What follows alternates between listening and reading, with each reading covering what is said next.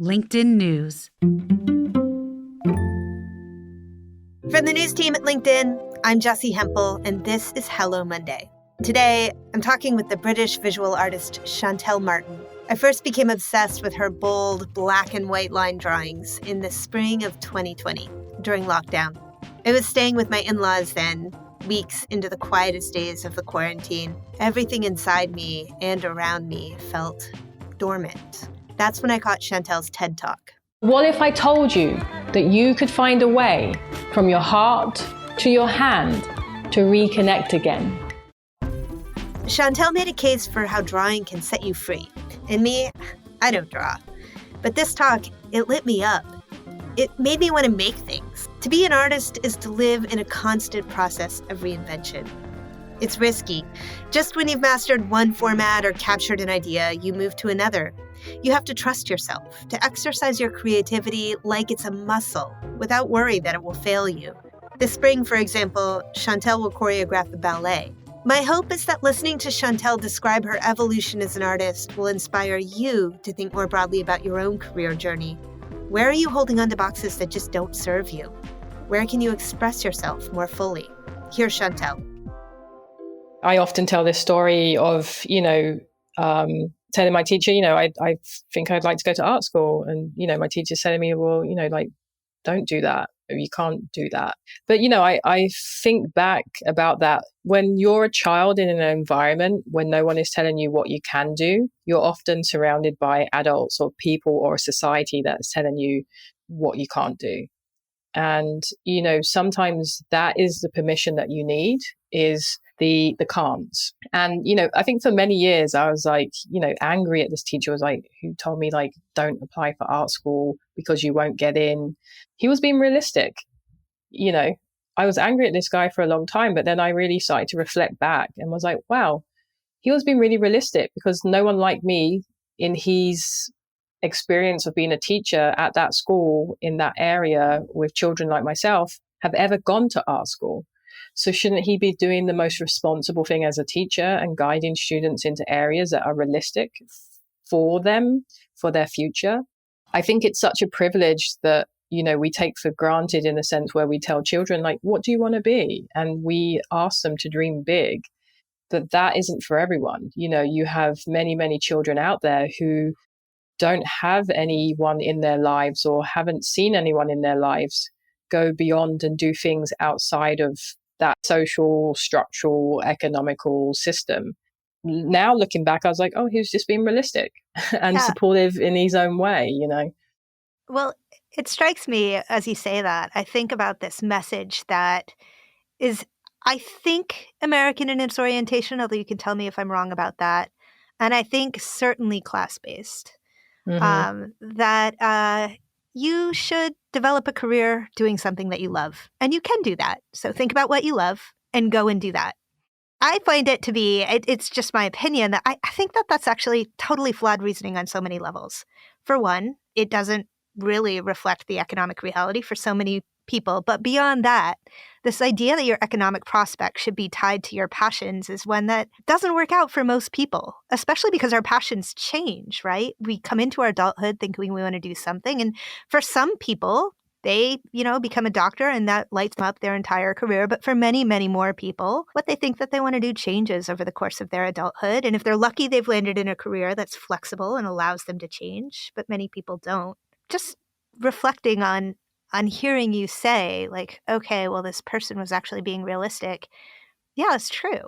Yeah. And, as you said, it's a very classist question. And also, I think the question itself is flawed in the sense of not really helping society meet its full potential. And what I mean by that is, imagine if we asked children, who are you? Versus what do you want to be?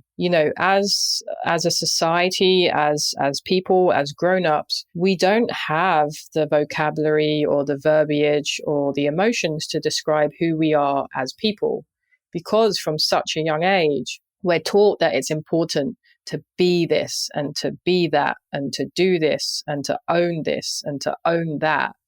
Instead of asking children, who are you? Who are you at the core? Who are you at the spirit? Who are you fundamentally as a human being? And I think if we pivot that question to children, they're so creative that they would actually come up with the vocabulary that we need to describe ourselves at the core. And I think the result of that, or the default of that, is that that could pivot all of our real priorities in life. Because once we can articulate and describe who we are, that really puts things into perspectives. And now it's not about owning things or trying to be this or trying to be that. It's trying to express ourselves and using that as a tool or a guiding force to then live the rest of our lives.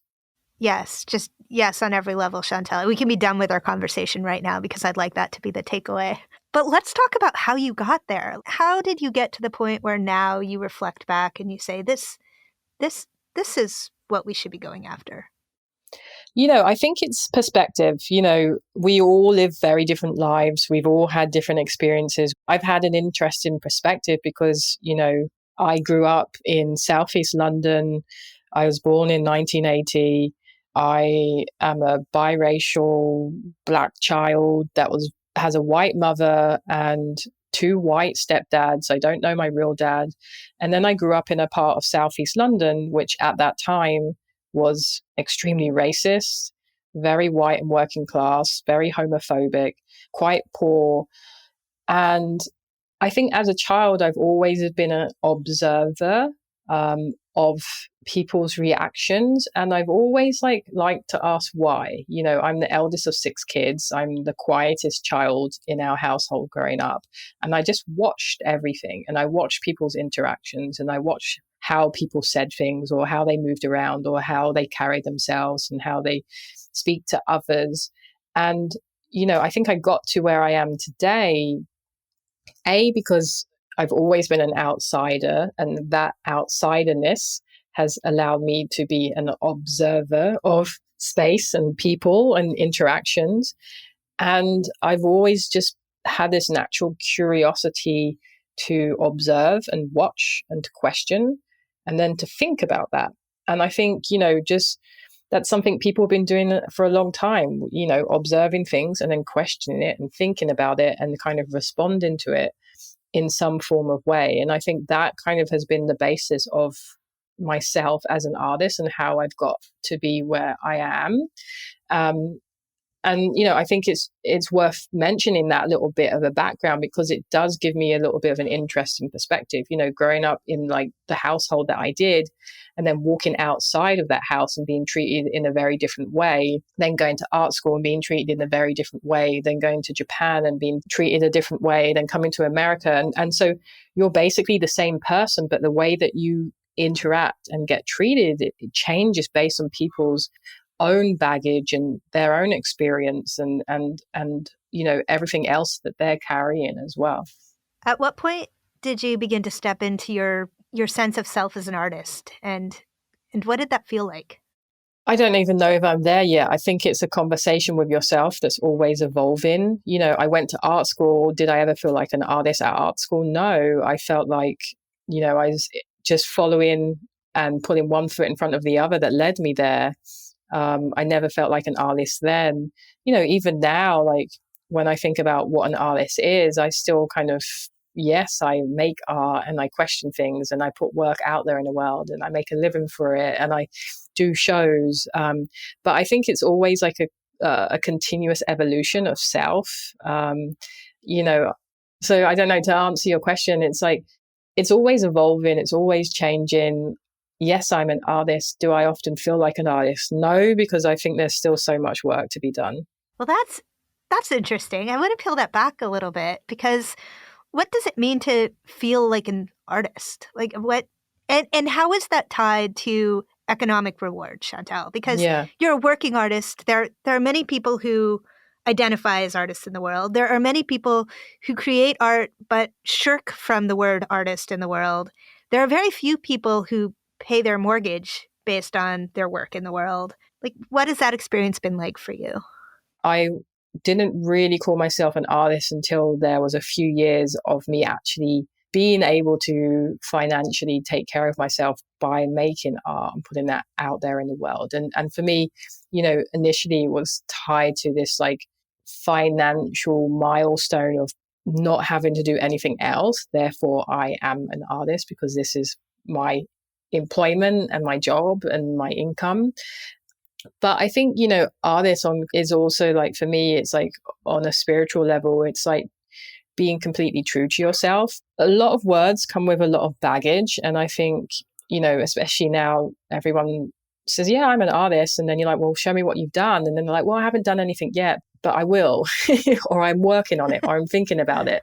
And so I think it's different for all of us. I've always been pretty tough on myself. So I'm always trying to expand what an artist is. I know that words come with baggage and boxes. And so if I commit to putting myself in an artist box, what am I limiting myself to?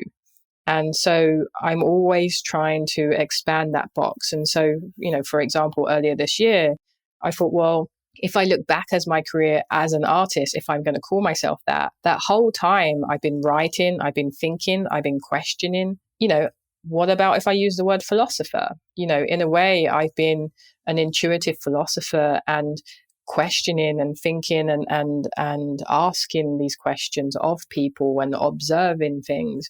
But isn't that word philosopher reserved for a few? And, this kind of, we have this idea of a philosopher being someone that's like very educated and that can regurgitate the words of others. And then I was like, no, like it can be something else. And we live in a modern day society where we can think of intuitive philosophy as something else. And so I am trying to expand these boxes because then I'm able to expand my thinking. I'm able to expand my medium. I'm able to expand the industries that I work in. And so I'm trying to like subtract that in a way and expand that. So I'm able to expand as a creative human as well. I so appreciate that you frame it that way, Shantell, because I think that one challenge of being economically successful with anything that you create, whether it's art or, in my case, I was a technology journalist for 20 years. The day that you decide to create or be something else, you're taking a chance. You're taking a chance that the self-reinforcing market may or may not reward it. And I think it gets harder and harder to take that chance as we grow. And I'm curious if you think about that with your own work. If you look back through my career, and that's like the great thing of being a working creative or journalist or whatever industry you're coming from, is that you have that power of reflection where you can look back over time to see the common themes and threads and thoughts. And for me, when I look back, it's all taking a risk. I love a challenge. I love to walk into a space that is uncertain and unknown. I love to walk out on a stage, for example, in front of a few thousand people. And that's when I'm super focused and calm and confident. Or I love to... Wait, you love doing that, Shantell? Yeah, because like off stage, I'm a little bit shy, awkward in my own heads, in my own thoughts. But on a stage, like there's something about that pressure that like really focuses me. Or like, more recently, being invited to choreograph my first ballet, at like a very famous ballet company that's been doing all these incredible recent work. And then they're like, okay, now walk into a room of dancers and principal dancers and tell them what to do. We're going to take a quick break here. When we come back, Shantell will take us to the ballet. And we're back. Shantell's been involved in some out-of-the-box collaborations. Like, a few years ago, she did a concert projection performance on the beach in Miami for Art Basel with Kendrick Lamar. Or this spring, she's doing the most amazing collaborative work with the Boston Ballet. A few years ago, I did a collaboration with the New York City Ballet for their artist series. So I think I was the 7th artist to do that. And as a part, just to backtrack a little bit, as a part of that project, I interviewed probably close to 20 dancers before I even started the artwork for that project. And I sat them down and I asked, who are you? And where does the dance begin? And where do you end? And how did you get here?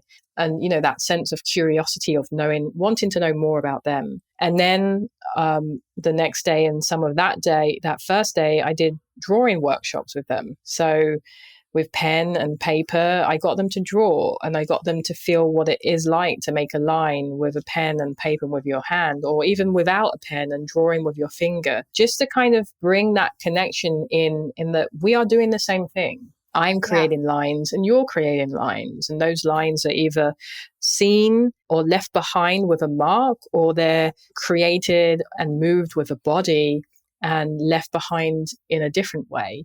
And so I think that was a really nice way of just kind of setting some context and background and some shared love of line. And then from there, for me, it was almost like recreating a drawing, but with a different medium. So in this particular, piece that I'm creating, I think there's a video that's on my Instagram that speaks a little bit about this, where, I talk about collecting lots of adjectives and lots of words, and then having the dancers kind of move to these words and kind of really feel them. Or I would, have them watch videos of children flying kites. And, so my ballet is called Kites. And it's this idea of like metaphorically and physically, like kites are uplifting, they're positive. Even if you haven't flown one, you maybe have that shared memory of like a child running with a kite and what that feels like. And in a way, that's how I create my drawings. My drawings are a collection of recurring lines and characters and words.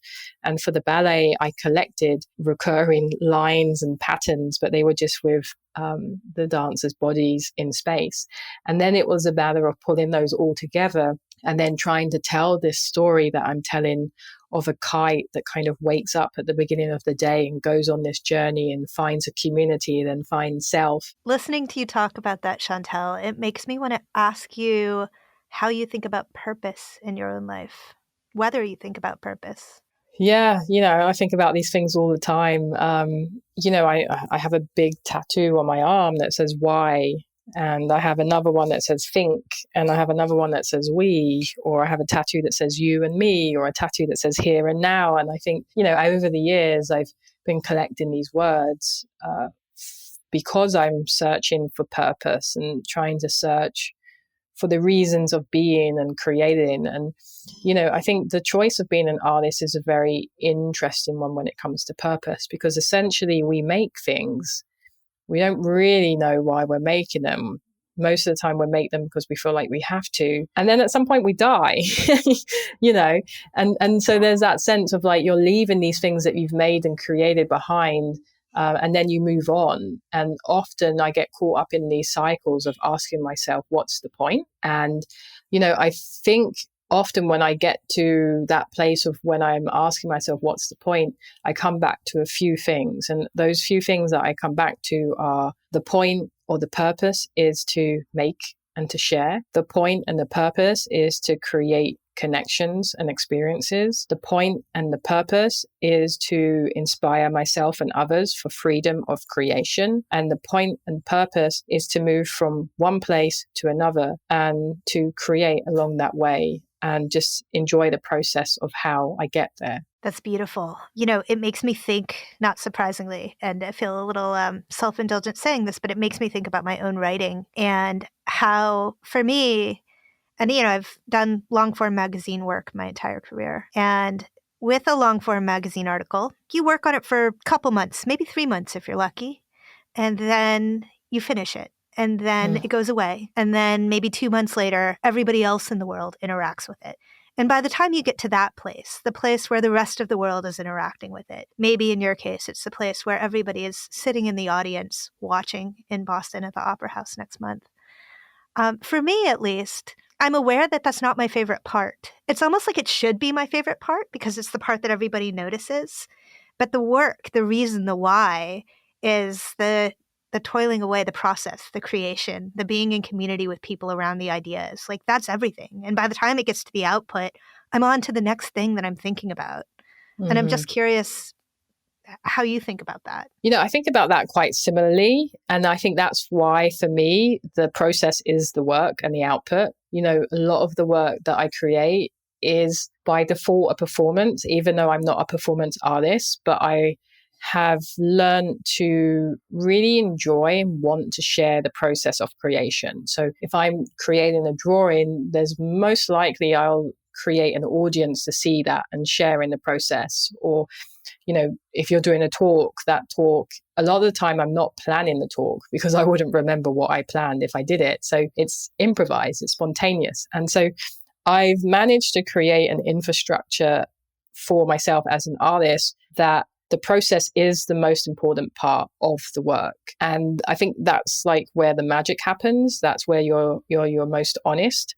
That's where you get to show that even mistakes aren't mistakes, because you get to enjoy them and it creates for unique moments. And then the result is just, it's a default, it's a factor. It's not the work. Beautifully put. I guess I'd just ask, like, if there's anything you wanted to leave our listeners with as they think about their own journeys, their own sense of creativity, which I think all of our listeners would identify with, even if they're an insurance adjuster by trade. Yeah, I think, as I like to say, is that, the more people that we have picking up a pen and drawing, the better. And, people might be thinking to themselves, well, I can't draw. And I'm like, of course you can, because you did it as a child. And anything that you did as a child, you can probably do as an adult. I would just encourage everyone to find that creative outlet in whatever you do and embrace it. Yeah, I think we all kind of live in a tough world at the moment. And, we need these creative, positive outlets. And if we find them, the world's going to be a much better place. That was Shantell Martin, artist, philosopher, visionary, and so much more. You can learn more about Shantell's work at shantellmartin.art. And this week on Office Hours, we're going to talk creativity. Tell us what creative outlet you had as a child but no longer cultivate. Or maybe you're still cultivating it. We want to hear about that too. You can find us on the LinkedIn news page or email us for a link at hellomonday@linkedin.com. And as always, if you like the show, please rate and review us. It really does help us so much. Hello Monday is a production of LinkedIn. The show is produced by Taisha Henry with help from Wesley Wingo. You can find us on the LinkedIn news page or email us for a link at hellomonday@linkedin.com. And as always, if you like the show, please rate and review us. It really does help us so much. Hello Monday is a production of LinkedIn. The show is produced by Taisha Henry with help from Wesley Wingo. Joan DeGiorgi mixed our show. Florencia Uriando is head of original audio and video. Dave Pond is our technical director. Michaela Greer and Victoria Taylor teach us to draw. Our music was composed just for us by the mysterious Breakmaster Cylinder. Dan Roth is the editor-in-chief of LinkedIn. And, as always, Sarah Storm remains our fairy godmother. I'm Jessie Hempel. See you next Monday, and thanks for listening. Where are you coming to me from? Are you in New York somewhere right now? I'm in sunny LA. I'm in sunny in New York, where it's 20 degrees warmer than it has been for the last 3 weeks. So yeah, I'm going to be there this weekend, so I hope it stays that way for me. Don't get your hopes up.